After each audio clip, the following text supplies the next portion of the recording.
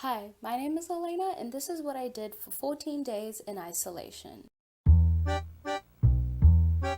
So before getting into the video itself, I'm going to explain how I got myself into this situation. I was working one day, it was a Wednesday, and I didn't think much of it. It was a normal shift. And then fast forward to Monday, a normal Monday, my mum runs into my room and tells me that I need to get tested. I have never gotten tested for this virus. She tells me that last night I had a call from my workplace letting me know that someone I was working with on that Wednesday shift contracted the virus. Therefore, I had to get tested and isolate myself for 14 days. A lot of people must have been a little taken back by the fact that they had to isolate. More than the isolating, I was taken back by the fact that I had to get tested. I'm not a big fan of having things up my nose.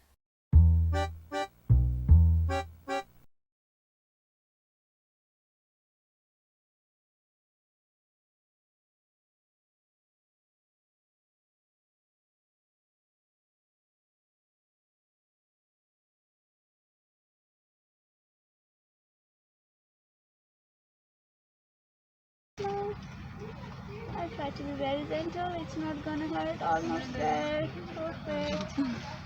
Another one, please. Okay, almost there. Thank you. You'll get your test results within 24 to 48 hours, okay? Thank you. Ideally, I won't have to isolate for 14 days because, wait, Thursday, Friday, Saturday, Sunday. I was already 5 days in within my isolation because I started on Monday and I only had 9 days left. Regardless, we're just going to say day one because it's more easy to put through. So this is day one of my whole isolation process. Monday was smooth. I attended online classes.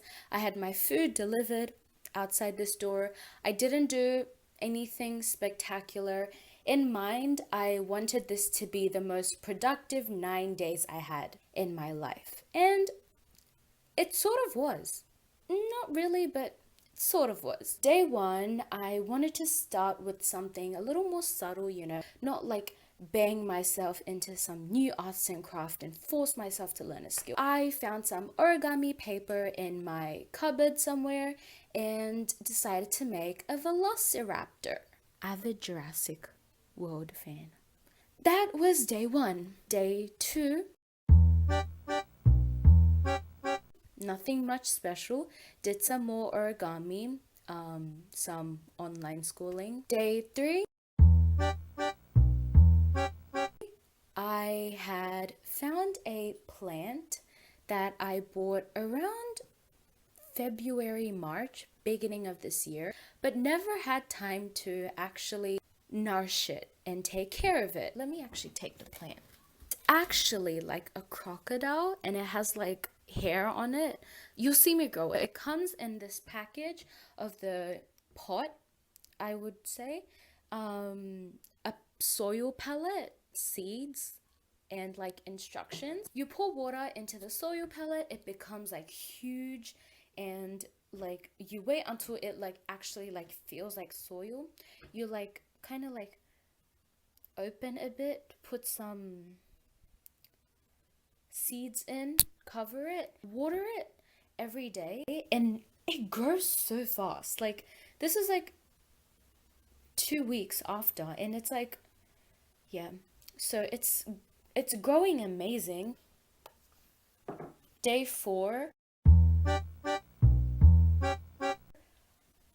I was very excited to go into isolation in like the beginning of the thing. I thought it was gonna be like very calming. I get to spend time with myself.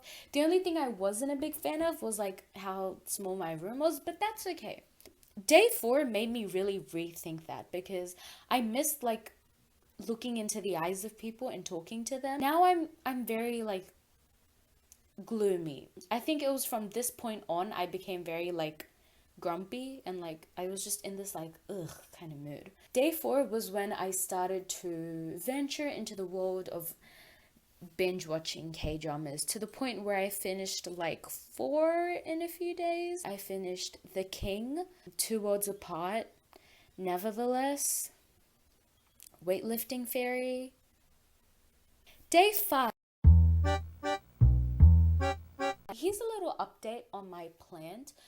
I mean, you can already tell it's been like 2 days and it's already like grown so much. I feel like this would have made like such a big difference and impact to my life if I had like actual like face-to-face schooling. Day 6! Woo!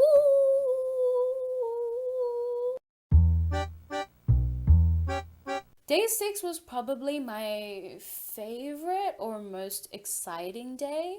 I started knitting, and I've had those like knitting sticks things for 3 to 4 years. No, way longer. But I wasn't a big fan of it. My mom taught me at one point, but I didn't really, I just knew like 1 or 2 things. And I wanted to knit like a hat, anything other than a scarf, because that was super basic. But it was so complicating, and like you need to learn the basics before you do anything. We did a scarf, and I restarted like 3 or 4 times because it wasn't perfect, but I realized that it was never going to be perfect. Yeah, I'm still working on it. Like every like 2 to 3 days I like look at it and like do an extra stitch line thing. Knitting, like it's such like an easy time passer. Like once you start, it's so hard to stop.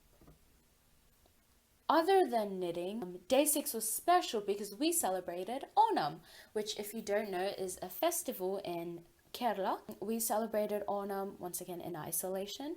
I was upstairs in my room, my parents were celebrating it downstairs.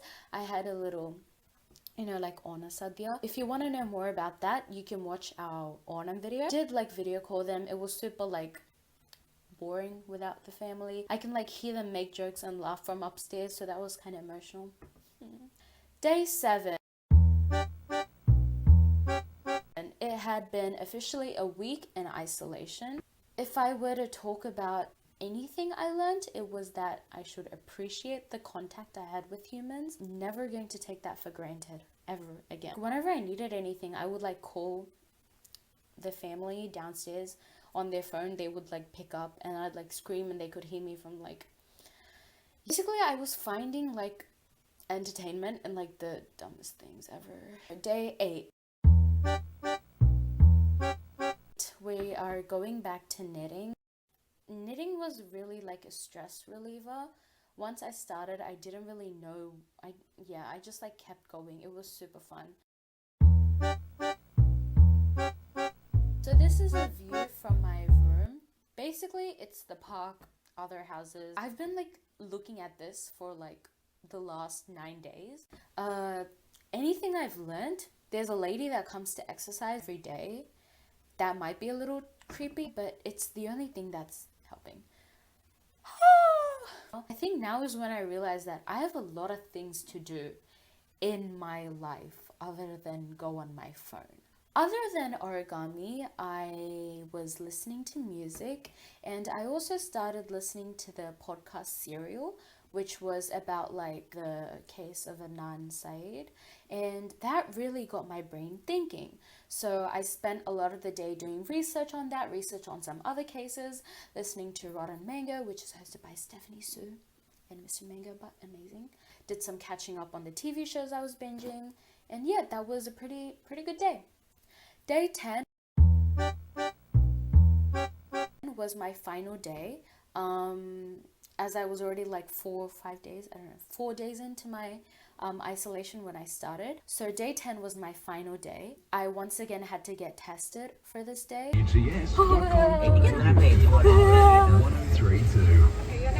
Allayna.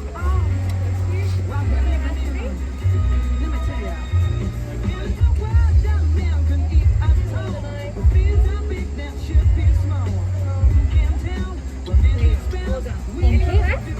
At the back.